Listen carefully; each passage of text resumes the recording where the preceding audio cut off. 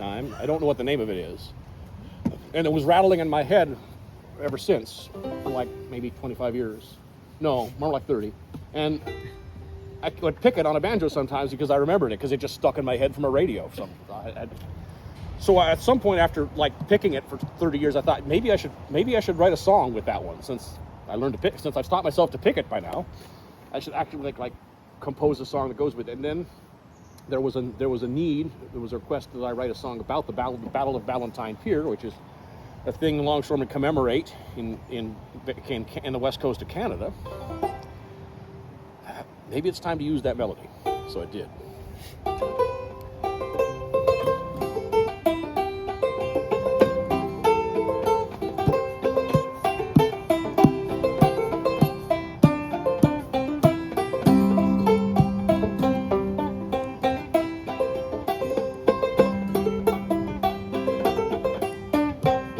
Have you heard of the Battle of Ballantyne Pier on the 18th day of June? Oh, in 1935 at 1 in the afternoon, when the Hobson Special Deputies and the Royal CMP all defended scabs and bosses against the likes of you and me.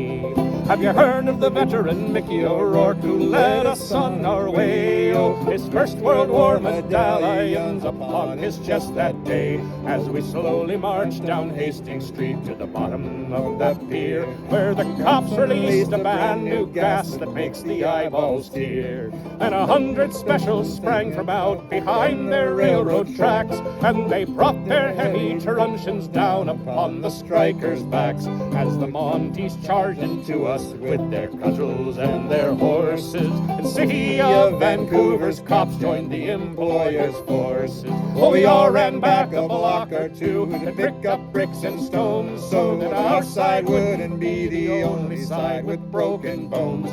And the battle raged till sunset all about the streets of town, and the cops ransacked our clinic where they clubbed the women down.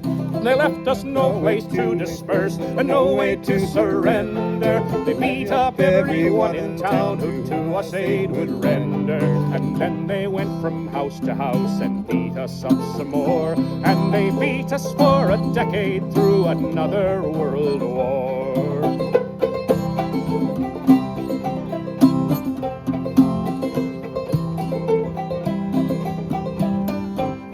Have you heard of the on to Ottawa track in the same damn month and year? Oh, when Arthur Slim and Nicholas Shack and many's a working hero walked out of the construction camps and dared to ask their nation for 50 cents an hour and for workmen's compensation. Well, they climbed on board some railroad cars all headed for the east, or to call upon that capital where Parliament do feast. But the government of Canada deployed a royal host, sir, to block them in Saskatchewan and let them come no closer. Well, they begged that great Prime Minister, please meet us face to face, but he done them like King Henry VIII done pilgrimage of grace. Oh, from Nova Scotia to BC he crushed Canadian labor, so the rights of all her working class exist only on paper. Have you heard of 1918 when they shot down Ginger Goodwin to put the fear and trembling in the folks who really should win? Or Clarence Clemens, whom they beat to death in Hogan's Alley, and tried to cover up that lynching till his Union rally. Have you heard of Longshoreman Dan George and good Chief Capilano?